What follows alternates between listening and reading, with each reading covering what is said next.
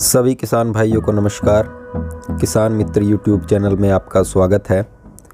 Recent हमने अपने dragon fruit farming group में, किसान मित्र ग्रुप में, एक वॉइस मैसेज मैंने पोस्ट किया था कि लास्ट ईयर और इस साल भी काफ़ी किसानों का और हमारा खुद का भी कई पोल्स में ये समस्या देखने को मिलती थी कि पूरा हरा भरा पोल यानी 3 साल का पौधा, 4 साल का पौधा एकदम एट ए सडन सूख जाता है। फ्रूट भी आए रहते हैं उसके ऊपर में, तो भी वो सूख जाता है पूरा। ये क्या बीमारी थी, क्या कारण थे इसके और कैसे इसकी रोकथाम की हमने, ये हम आपको इस वीडियो में डिटेल से बताते हैं। कई किसान भाइयों के हमारे पास में मैसेज आते थे कि सर देखिए पूरा पोल हरा भरा पोल था, एट ए सडन ये सूखना चालू हो गया। एक टाइम पे हमें लगता था कि ये दीमक की समस्या हो सकती है, क्योंकि दीमक उसकी रूट्स को ख़त्म कर देती है, तो उसकी वजह से पौधा सूख जाता है। लास्ट ईयर भी हमने इसका ट्रीटमेंट करने की काफ़ी कोशिश की, क्योंकि हमारे कुछ पोल्स में ये समस्या देखने को मिली थी हमको, लेकिन हम उसमें एक तरह से बोलिए विफल रहे। हम ये सफल नहीं हो पाए उसमें, क्योंकि इसकी ज़्यादा रिसर्च भी नहीं है इस चीज़ के बारे में। काफ़ी मैंने रिसर्च भी की और इधर उधर से ज़्यादा पूछा मैंने, तो जहाँ तक मेरे को आइडिया लगा उस टाइम पे, तो ये वायरस एक्स करके एक वायरस होता है ड्रैगन फ्रूट फार्मिंग में, जिसकी वजह से पौधा पूरा सूख जाता है। लेकिन ये वायरस एक्स नहीं था, जिसका एक अलग ही इंडिया के अंदर ये बीमारी देखी जाती है। एक्चुअली ये बीमारी बहुत पुरानी है और ये खाली ड्रैगन फ्रूट में नहीं, ये किसी भी फसल में लग सकती है। इसे बोलते हैं निमाटोड।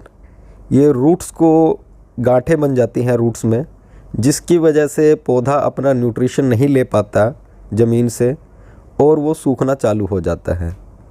भले ही आपका फार्म अच्छा चल रहा है या पूरा हरा भरा है, लेकिन फिर भी ये समस्या आपको आ सकती है।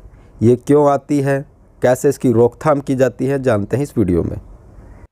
सब्सक्राइब कीजिए किसान मित्र यूट्यूब चैनल को और दबाइए बेल आइकन, ताकि हमारी आने वाली कोई भी वीडियो आप मिस ना करें।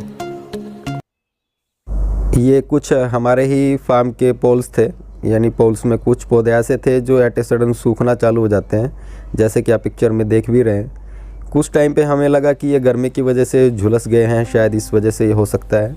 दूसरा कारण हमको लगा कि दीमक की समस्या हो सकती है, क्योंकि दीमक की काफ़ी समस्या हमको देखी गई थी हमारे फार्म पे, क्योंकि पुराने टाइम पे दीमक बहुत ज़्यादा फैल जाती थी, तो उसकी एक जैविक तरह से उसको रोकथाम कर दी जाती थी।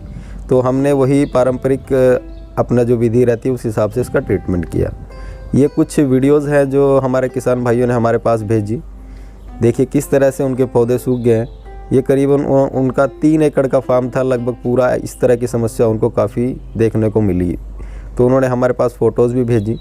और इस साल हमने उसका किस तरह से ट्रीटमेंट किया, क्योंकि हम अपने पुराने तरीके से तो ट्रीटमेंट कर ही रहे थे, लेकिन उसमें सफलता हमको नहीं मिल रही थी। तो काफ़ी रिसर्च करने के बाद में ये समस्या का समाधान हमको मिला। हमने 2-3 बार इसका खुद से एक्सपेरिमेंट भी किया अपने पोल्स के ऊपर में।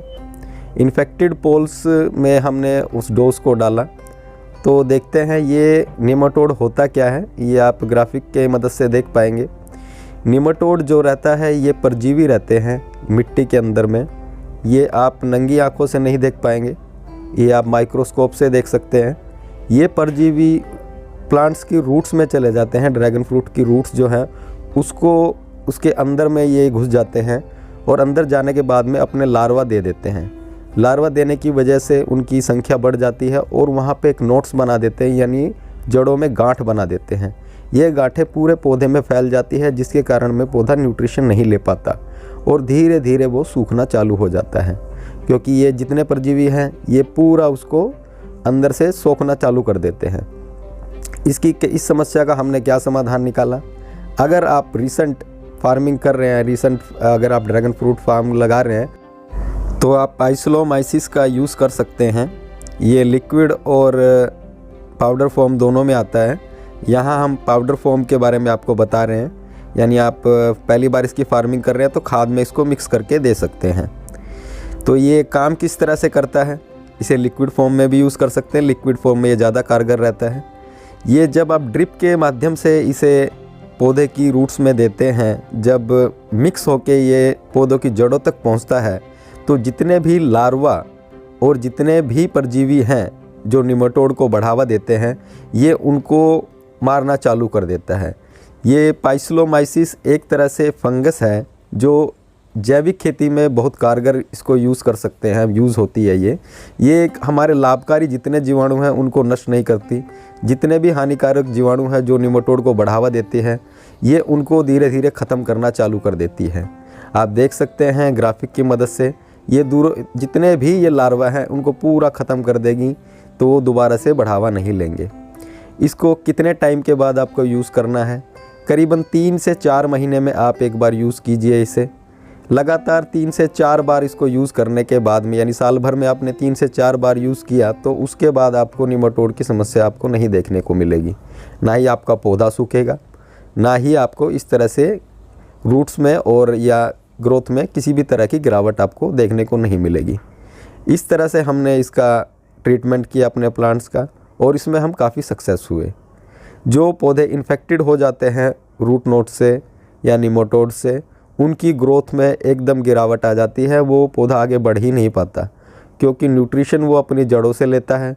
जड़ें उसकी इन्फेक्टेड हो चुकी होती हैं, वो नीचे ज़मीन से किसी भी तरह से न्यूट्रिशन प्लांट्स को सप्लाई ही नहीं कर पाती, जिसकी वजह से इसकी ग्रोथ में काफ़ी गिरावट आपको देखने को मिलती है। जिन किसान भाइयों को इस तरह की समस्या अपने फील्ड में दिखाई दे रही है, वो इसे यूज़ कर सकता है। इसका लिंक मैंने वीडियो के डिस्क्रिप्शन में दिया हुआ है, वहाँ जाके भी आप परचेज़ कर सकते हैं, या आपकी लोकल शॉप है तो वहाँ जाके भी आप इन चीज़ों को परचेज़ कर सकते हैं। कितनी मात्रा आपको इसकी यूज़ करनी है? ये करीबन 1 से 2 लीटर आप यूज़ कीजिए एक बार में, अगर 1 एकड़ की आपकी फार्मिंग है तो। हमारी यही मानना है कि लिक्विड का ही यूज़ कीजिएगा, क्योंकि ये ज़्यादा इफ़ेक्टिव रहता है। इसकी मात्रा को आप डबल ट्रिपल भी कर सकते हैं। जैसे आप वेस्ट डिकम्पोजर बनाते हैं उस तरह से आप इसे भी बना सकते हैं। 200 लीटर में करीबन 1 लीटर डालिए और 2 kg गुड़ डालिए, ये मल्टीप्लाई हो जाता है। ये बैक्टीरिया ही है, ये टोटल जैविक है, इसमें किसी भी तरह का केमिकल मिक्स नहीं रहता।